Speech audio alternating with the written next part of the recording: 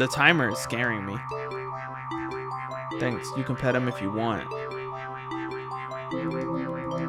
Should I? Pet the dog. All those leaves is crazy. Are you sure? I'm warning you. Do not touch that mutt or you'll regret it.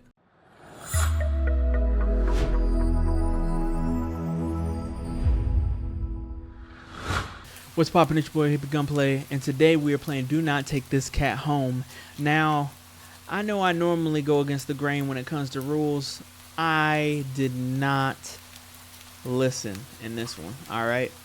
So, we're gonna see what happens when you don't follow the rules. Without further ado, let's get it rolling. You're not having a great day as usual. What does that mean? I'm having a terrific day. Oh, great. It's the first time in a while that you've felt like going out, but in the middle of your walk it starts to rain. Typical, bud. Maybe this is just a sign that you should have stayed home today. Yeah, you can always try again tomorrow. Right? You turn to head home when... Oh? What was that? There's only a few people around on the street. Makes sense due to the increase of missing persons around the area recently. Well, that and the weather. But none of them react to the sound at all. Okay. Curiosity guiding your steps, you follow the sound to the entrance of a dark, dingy alleyway. You timidly enter the alley and walk forward. The ground dampened by the rain makes your steps sound louder and more confident than you actually feel. Finally, the sound source comes into the view, into the cold, dim light of the alley. At the end of the alley, in a big cardboard box, is a cat. Huh. Guess that should have been obvious. It's an interesting looking cat. Its pretty yellow eyes shine like gold among the dark sea of its black fur. It puts its front paws up on the edge of the box and looks up at you. So cute. And it definitely knows it. You've never had much of an opinion one way or another about cats before, but if they're all like this one, it's a shock they haven't already found a way to rule the world. You don't think you'd mind bowing down to a feline overlord? You look around the alley with a small frown. Who leaves cats in cardboard boxes these days anyway? Wouldn't they just jump out and leave the box eventually? And the cat doesn't answer you, obviously. It also doesn't do as you suggest and leave the box. It's just looking at you, as if waiting for you to make the next move.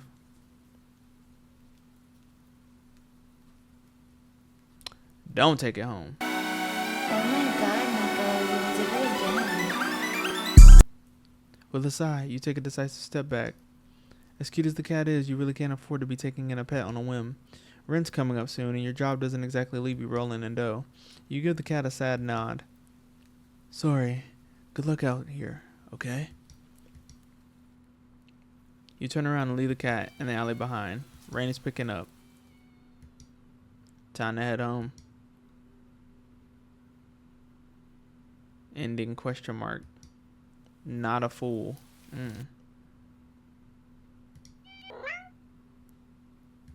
Take it home. You know what? You reach into the box and pick up the cat, holding it out in front of you. Why not? You're all alone, and well, I'm kind of in the same boat myself, so you bring the cat close. You didn't realize it was shivering until then. But it slowly breathes, easier as it presses into your chest. Why not stick together, right? At least for a little while.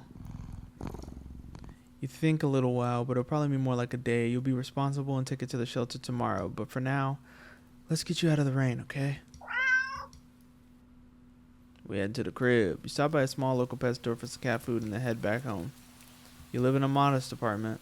1 bedroom, 1 bathroom. One you living alone in it. So it feels weird having another living being inside and after so long, even if it is just a cat. After locking the front door and placing the cat on the floor, you watch for a moment as it curiously explores the new environment.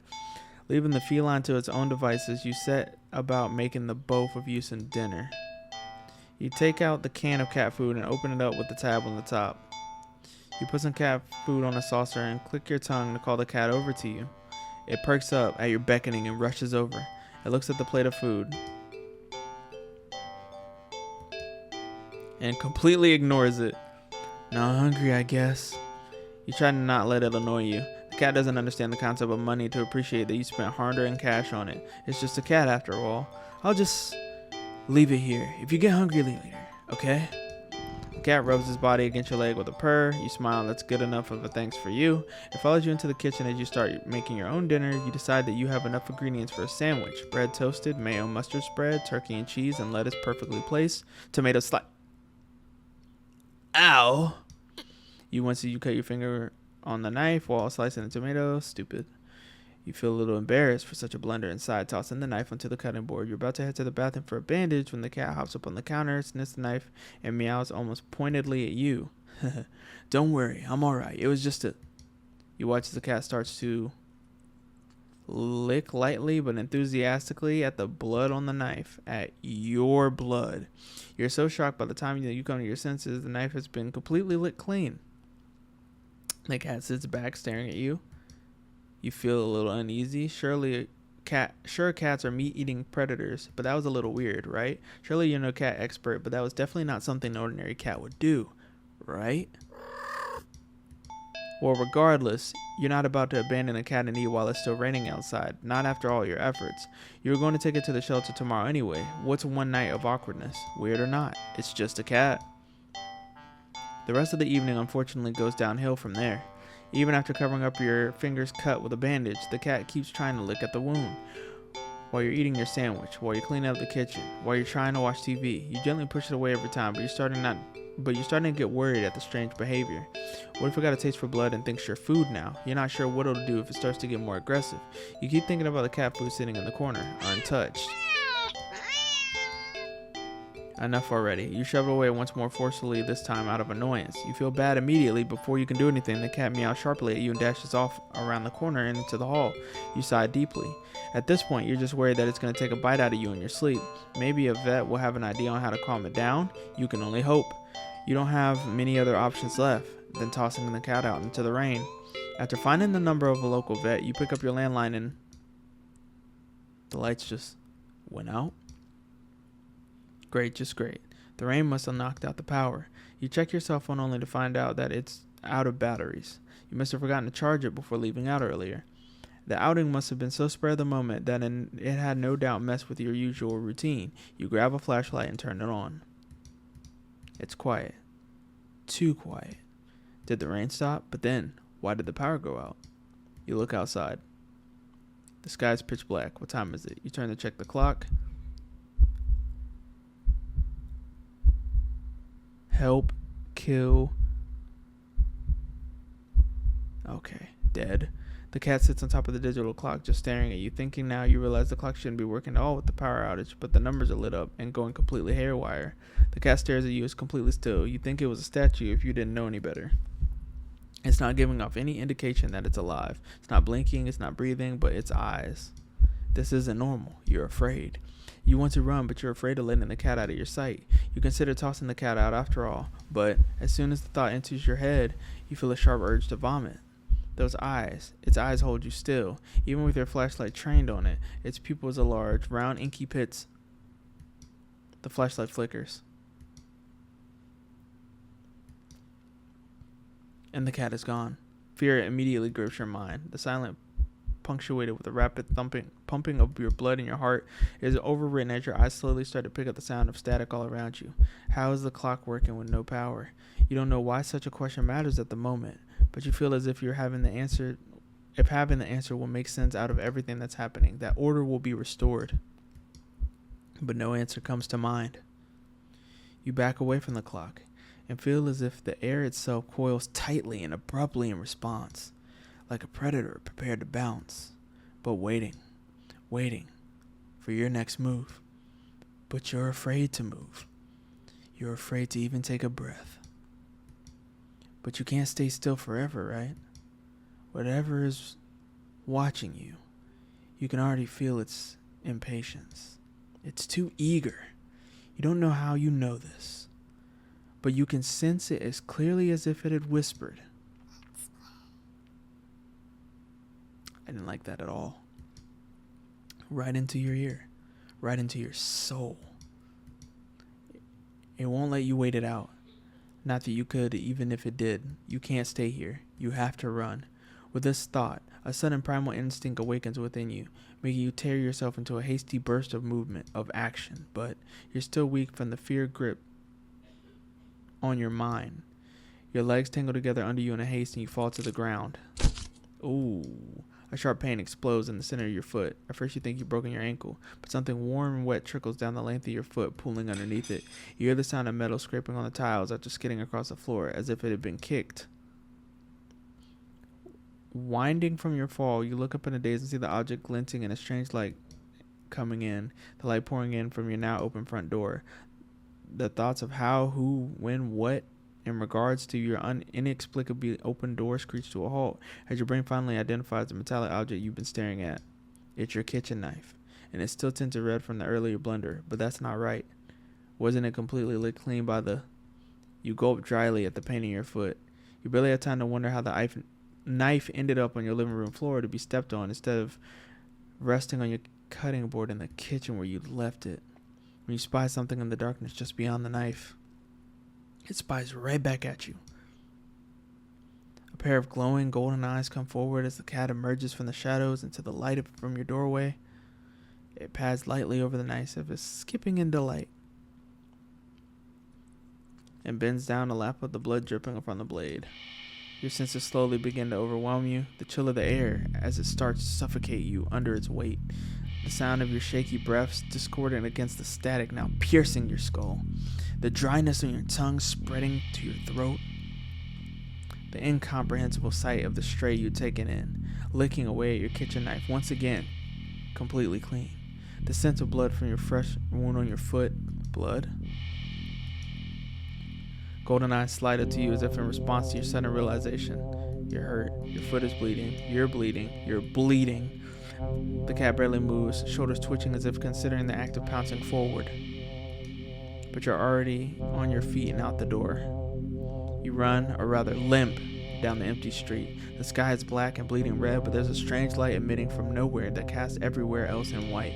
The houses, the trees, the road, even you. Everything except your blood. You can just barely glimpse the bloody imprints your injured foot leaves in your wake with every impact it makes with the ground. It hurts. It hurts. But you can't stop. You don't stop. Not when the shadows grow around you. Not when you feel the gaze of eyes all over you. Not when the road ahead of you is darkened by a long shadow of something behind you. Even then, you don't stop running, because if that's the cat right there ahead of you, then what in the world is behind you?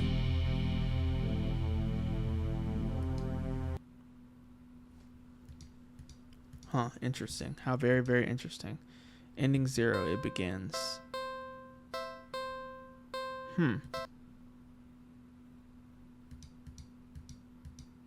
It's the first time, yeah. The weather's absolutely perfect. Maybe your luck is finally starting to turn around. You tentatively allow yourself to feel the exciting possibilities to where you could go or what you could do, maybe even who you could meet. You're so deep in thought that you almost miss it. What was that? Finally, the sound source at the end of the alley in a big cardboard box is a cat. Guess that should have been obvious. It's this interesting looking cat. Its pretty yellow eyes shine like gold. So this is somebody else.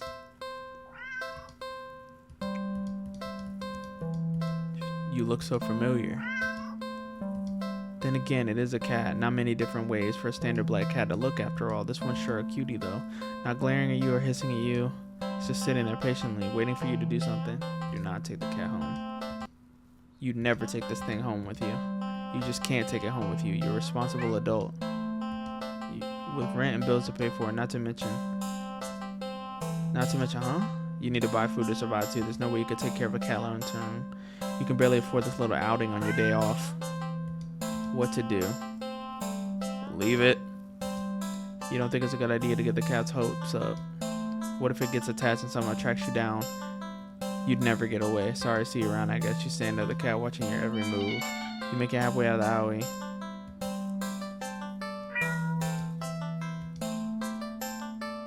Ignore. You need to nip this in the bud and go on with your day. It's what's best for both of you. You leave the alley and continue on your way. Wait, what was I doing? You've forgotten that you still hadn't decided on what you were going to do on your day off. Go to a dog park? The only one within walking distance is a nearby dog park. You think it'll make you feel better. The park is bustling with owners and their canine companions. Such cuties. Whatever you'd like anything to do with these amazing mutts. Oh, okay. You didn't think that. You decided to move on. The dogs are so adorable. You want to pet every single one of them. But you know not all owners are cool with strangers just walking up and manhandling their pets. Not all dogs appreciate it either. So you stroll on the path. Oh, nah. Kick the puppy, kill the puppy, eat the puppy. Oh, nah.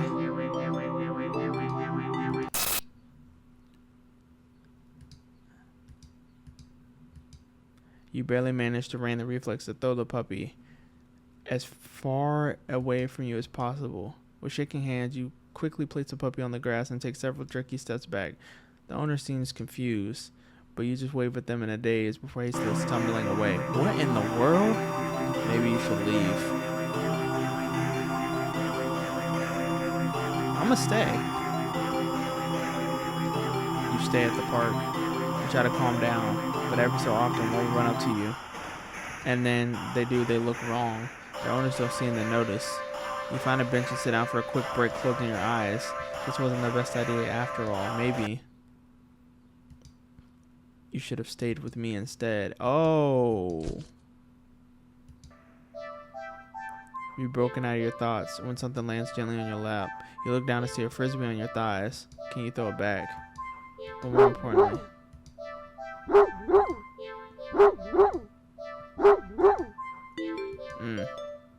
a dog running at me. Oh, what in the world? A series of excited dogs jerk your gaze, and you see a large dog sprinting towards you. Throw it back. Throw it. The timer is scaring me. Thanks, you can pet him if you want. Should I? Pet the dog. All those leaves is crazy. Are you sure? I'm warning you. Do not touch that mutt or you will regret it. Pet the dog?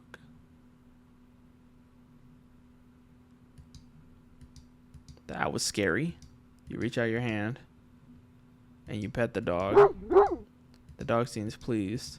You don't feel well. Suddenly, the sky begins to darken rapidly.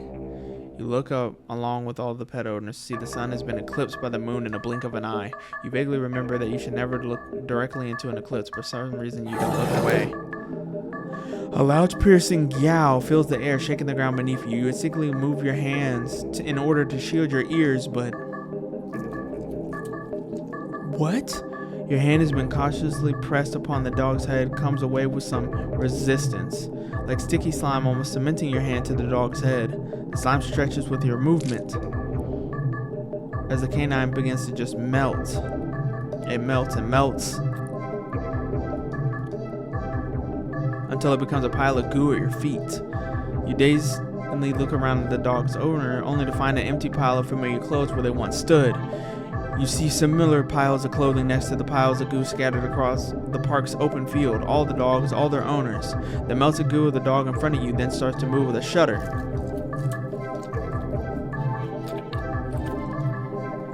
It slithers across the grass towards the field in the center of the park. All the other piles of goo following it after it. They mix and meld together into a single entity that shifts and undulates. Undulates? Yeah. And bulges and grows. You watch in the day's order as it then fills out and shapes itself.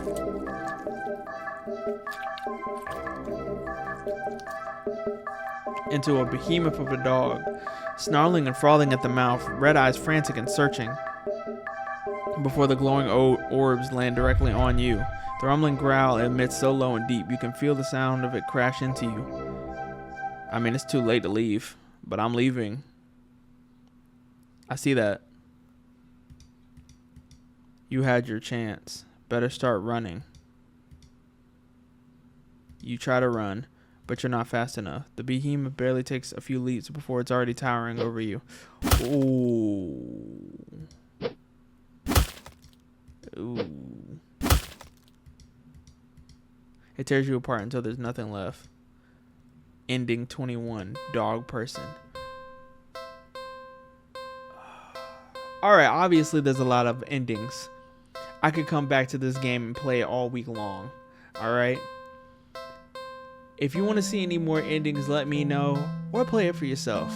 If you like what you saw today, drop a like, drop a comment, subscribe if you haven't already, and ring that notification bell so you know when bangers and heat just like this one are on the way. If you don't know, now you know. Keep the peace wherever you go, and I'll see you when I see y'all, man. Bow.